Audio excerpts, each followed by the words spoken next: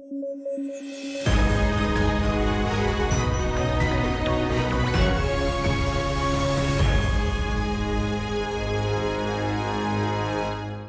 News at 9 programme में आपका स्वागत है। मैं हूं अमृत उपाध्याय। आइए जल्दी से देखें आज की headlines. World air quality report हुई जारी, 5वें नंबर पर रहा भारत। भारत का बर्निहाट सबसे ज्यादा प्रदूषित। मॉरिशस पहुंचे भारतीय प्रधानमंत्री। नेशनल डे में चीफ गेस्ट हैं पीएम नरेंद्र मोदी। भारत और मॉरिशस का कनेक्शन है ऐतिहासिक। और polypharmacy and self medication among older adults in Indian urban communities study हुई पब्लिश। भारत के बुजुर्गों में पॉलीफार्मेसी की दर बहुत ज्यादा, सेल्फ मेडिकेशन भी करते हैं बुजुर्ग।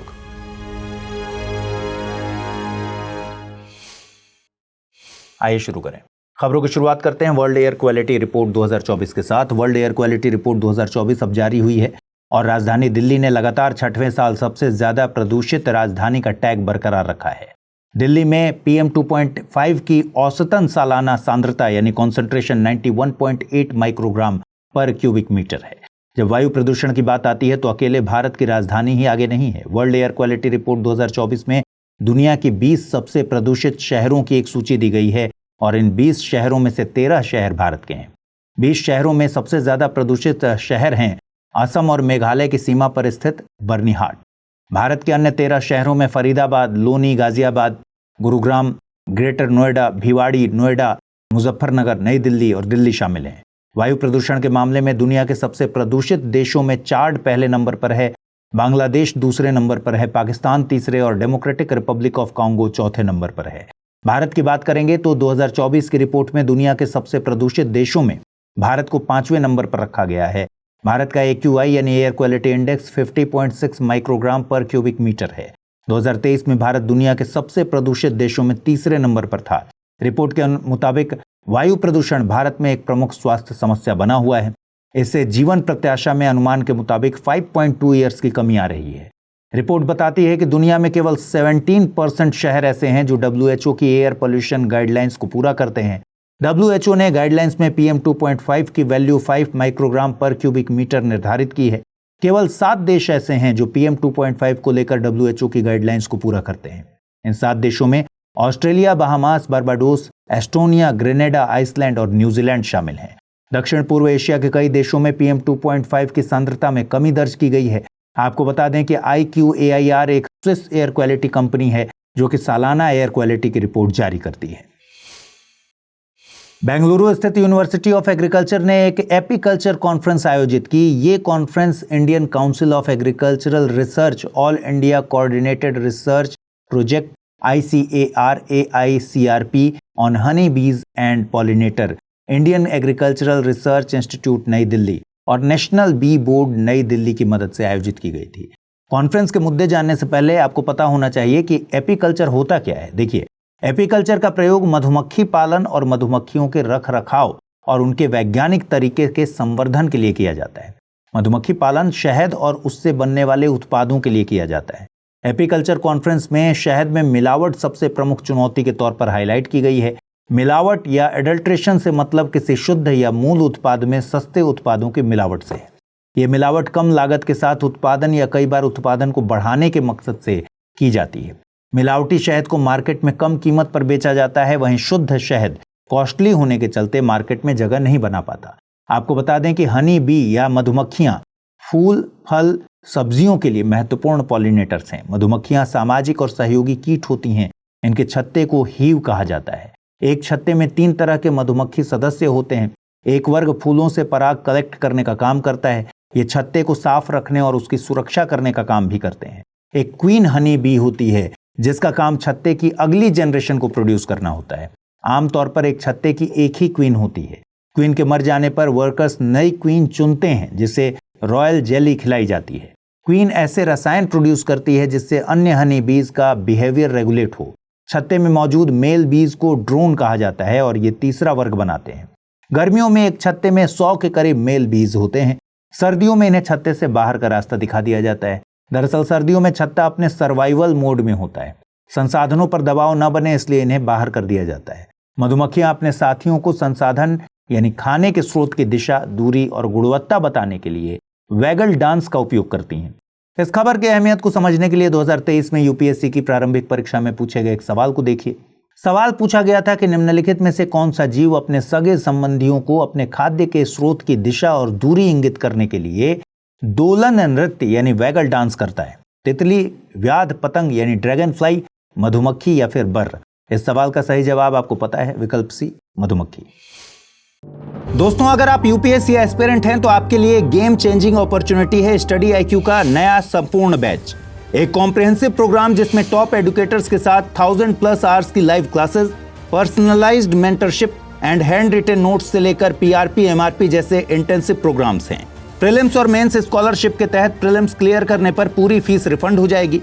टॉप परफॉर्मर्स के लिए हर मंथ 11,000 रुपीज का cash reward, economically weaker sections के लिए स्पेशल उड़ान स्कॉलरशिप भी है। X secretary Anil Swarup sir खुद गाइड करेंगे आपको इस जर्नी में। स्टडी आईक्यू पर 2 करोड़ इंडियंस का ट्रस्ट है और अब संपूर्ण बैच के साथ आपका यूपीएससी ड्रीम भी होगा अचीव। सिल्वर, गोल्ड या platinum, choose the plan that fits your needs. आपको करना क्या है, स्टडी आईक्यू वेबसाइट पर जाइए, यूपीएससी संपूर्ण बैच पर क्लिक कीजिए and once you click on buy now आप देख सकते हैं डिस्काउंट कोड्स। वहां पर टाइप कीजिए अमृत लाइव एंड आपको मिलेगा सबसे lowest price and obviously your IAS journey starts here. प्रधानमंत्री नरेंद्र मोदी मॉरिशस की आधिकारिक यात्रा पर हैं। दरअसल वे मॉरिशस के नेशनल डे 12 मार्च के सेलिब्रेशन में चीफ गेस्ट के तौर पर शामिल होंगे। मॉरिशस के नेशनल डे से भारत का भी एक कनेक्शन है। महात्मा गांधी दक्षिण अफ्रीका से भारत की यात्रा के दौरान कुछ वक्त के लिए मॉरिशस में रुके थे। वहां पर उन्होंने भारतीय मजदूरों को 3 संदेश दिए थे: शिक्षा का महत्व, राजनीतिक सशक्तिकरण और भारत से जुड़ाव। इसलिए मॉरिशस में नेशनल डे को 12 मार्च को मनाया जाता है, क्योंकि 12 मार्च 1930 को महात्मा गांधी ने नमक कर के विरोध में दांडी मार्च शुरू किया था। ऐतिहासिक तौर पर भी मॉरिशस भारत के लिए कई मायनों में खास है, जैसे कि मॉरिशस उन चुनिंदा देशों में से एक है जिनके साथ भारत ने स्वतंत्र होने के बाद कूटनीतिक संबंध स्थापित किए थे। वर्तमान में मॉरिशस के प्रधानमंत्री डॉक्टर नवीन चंद्र रामगुलाम हैं। उनके पिता शिवसागर रामगुलाम स्वतंत्र मॉरिशस के पहले प्रधानमंत्री थे। शिवसागर रामगुलाम ने मॉरिशस की स्वतंत्रता में अहम भूमिका निभाई थी। उनका भारत के फ्रीडम फाइटर्स जैसे कि महात्मा गांधी, जवाहरलाल नेहरू, सरोजनी नायडू और सुभाष चंद्र बोस के साथ भी कनेक्शन थे। व्यापार के फ्रंट पर अगर देखेंगे तो भारत मॉरिशस का सबसे बड़ा व्यापारिक साझेदार है। वित्त वर्ष 2023-24 में मॉरिशस भारत में एफडीआई का दूसरा सबसे बड़ा सोर्स रहा। लगभग 15 सालों तक चले नेगोशिएशंस के बाद 2021 में भारत और मॉरिशस के बीच comprehensive economic cooperation and partnership agreement किया गया था। आपको बता दें कि पश्चिमी हिंद महासागर में स्थित द्वीप राष्ट्र मॉरिशस भारत के लिए एक अहम देश है। मॉरिशस की लोकेशन रणनीतिक तौर पर बहुत इंपॉर्टेंट है। भारत के साथ इसके विशेष संबंधों का एक प्रमुख कारण है कि इस द्वीप की 1.2 मिलियन की आबादी में लगभग 70% भारतीय मूल के लोग हैं। ब्रिटिशर्स के कब्जे में जाने से पहले मॉरिशस एक फ्रांसीसी उपनिवेश था। मॉरिशस दुनिया के सबसे छोटे देशों में से एक है। यह मॉरिशस नाम के मुख्य द्वीप और कई अन्य द्वीपों जैसे कि अम्ब्रे द्वीप, एस्ट द्वीप, सेर्प्स द्वीप, बेनेटियर्स द्वीप इत्यादि से मिलकर बना है। हाल ही में साइंटिफिक रिपोर्ट्स नाम के जर्नल में एक स्टडी छपी थी। नाम था polypharmacy and self medication among older adults in Indian urban communities, a cross sectional study. इस स्टडी में भारत के 6 शहरों में तकरीबन 600 बुजुर्ग लोगों पर एक अध्ययन किया गया। स्टडी के मुताबिक भारत में बुजुर्गों में पॉलीफार्मेसी और सेल्फ मेडिकेशन के दर बहुत ज्यादा है। पॉलीफार्मेसी से मतलब है जब कोई व्यक्ति एक दिन में 5 या उससे ज्यादा मेडिसिन कंज्यूम करता हो। वहीं सेल्फ मेडिकेशन से मतलब है कि जब किसी व्यक्ति को बुखार हो और वो बिना डॉक्टर की सलाह लिए खुद को काबिल मानते हुए मेडिकल दुकान से जाकर अपने लिए दवा ले ले। आपने महसूस किया होगा कि आपको या आपके जानने वालों में से किसी को अगर कोई बीमारी हुई हो तो बहुत सारे लोगों के पास उनका इलाज या उससे जुड़ी एडवाइस हो जाती है। और हम भारतीयों में एक विशेष आदत कि हम डॉक्टर के बजाय इन सलाहों पर गौर करना जरूरी समझते हैं। लेकिन इस सेल्फ मेडिकेशन के खतरे बहुत हैं। देखिए, हर किसी की बॉडी अलग होती है, हर किसी को डॉक्टर हर मेडिसिन प्रिस्क्राइब नहीं करते। इसलिए किसी बीमारी के केस में डॉक्टर की सलाह के बिना दवा नहीं लेनी चाहिए। स्टडी के मुताबिक सेल्फ मेडिकेशन की दर 19.7% थी। सेल्फ मेडिकेशन के कई कारण बताए गए हैं, जैसे या तो व्यक्ति अकेले रह रहा होता है, कई बार ऐसा होता है कि व्यक्ति को एक साथ कई बीमारियां होती हैं तो वो बार बार हॉस्पिटल जाना अवॉइड करते हैं, कई दफा व्यक्ति हाल ही में हॉस्पिटल से डिस्चार्ज लेकर आया होता है तो सेल्फ मेडिकेशन पर चले जाते हैं। सेल्फ मेडिकेशन में सबसे ज्यादा कॉमन दवाएं हैं non steroidal anti inflammatory drug, paracetamol और एंटीबायोटिक्स। आइए देखते हैं आज का term of the day.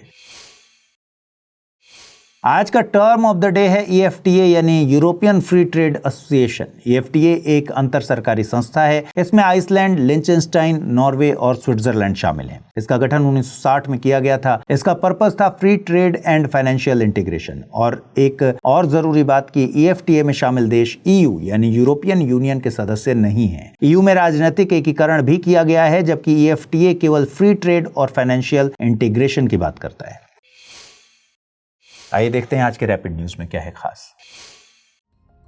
Bharat सरकार ने राष्ट्रीय युवा संसद योजना के वेब पोर्टल का नया संस्करण NYPS 2.0 लॉन्च किया। पहले इसमें केवल मान्यता प्राप्त संस्थानों के छात्र छात्राएं हिस्सा ले सकते थे, लेकिन अब यह सभी नागरिकों के लिए खुला है। इसमें शैक्षणिक संस्थान अपने विद्यार्थियों के लिए युवा संसद सत्र आयोजित कर सकते हैं। इसमें कक्षा 6 से 12 तक के विद्यार्थियों के लिए किशोर सभा होगी और कॉलेज के विद्यार्थियों के लिए तरुण सभा होगी। वहीं नागरिकों का कोई भी समूह युवा संसद का आयोजन कर सकता है। इसका उद्देश्य लोकतंत्र को मजबूत करना, अनुशासन और सहिष्णुता सिखाना, संसदीय प्रक्रिया की जानकारी देना और लोकतांत्रिक मूल्यों को बढ़ावा देना है।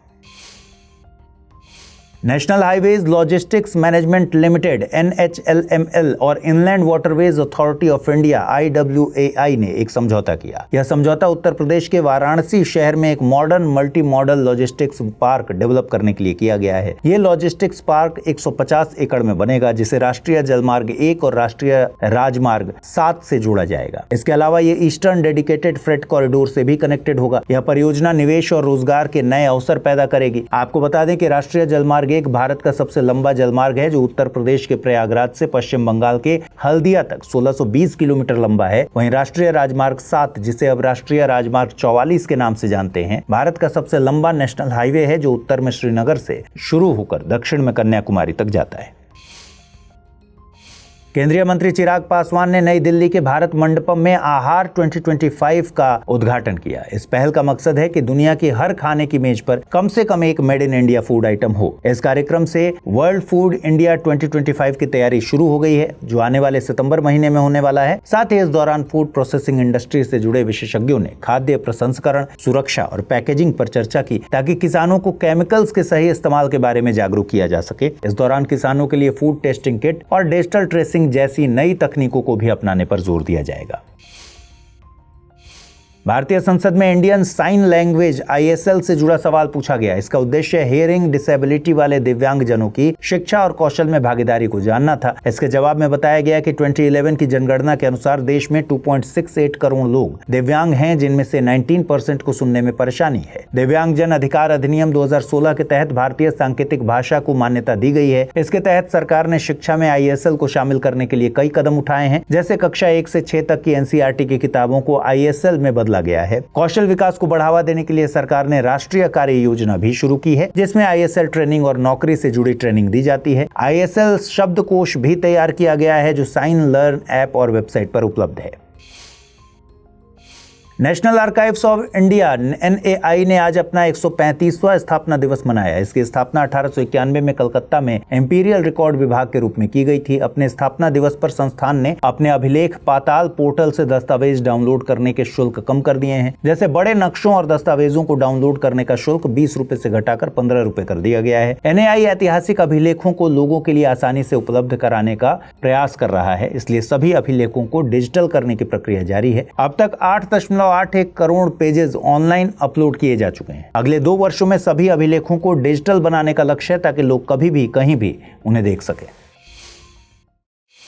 आइए देखते हैं बुलेटिन पर आधारित सवाल। पहला सवाल है, एपीकल्चर क्या है? जलीय जीवों का संवर्धन, झींगा का संवर्धन, लाख कीट का संवर्धन या फिर मधुमक्खी का संवर्धन। दूसरा है, निम्नलिखित कथनों पर विचार कीजिए। राष्ट्रीय जलमार्ग 44 भारत का सबसे लंबा जलमार्ग है। राष्ट्रीय राजमार्ग 1 भारत का सबसे लंबा राष्ट्रीय राजमार्ग है। उपर्युक्त में से सही कथन या कथनों को चुनना है, केवल एक, केवल दो, एक और दो, दोनों, न तो एक नहीं दो।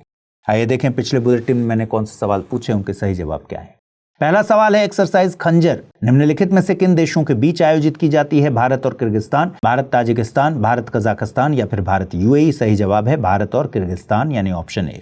और दूसरा सवाल था, कनाडा के संबंध में निम्नलिखित कथनों पर विचार कीजिए। क्षेत्रफल के मामले में कनाडा दुनिया में दूसरे नंबर का देश है। USA इकलौता देश है जिसके साथ कनाडा स्थलीय सीमा साझा करता है। सही कथन या कथनों को चुनना था, केवल एक, केवल दो, एक और दो, दोनों, न तो एक और नहीं दो। सही जवाब है विकल्प सी, यानी दोनों कथन सही हैं।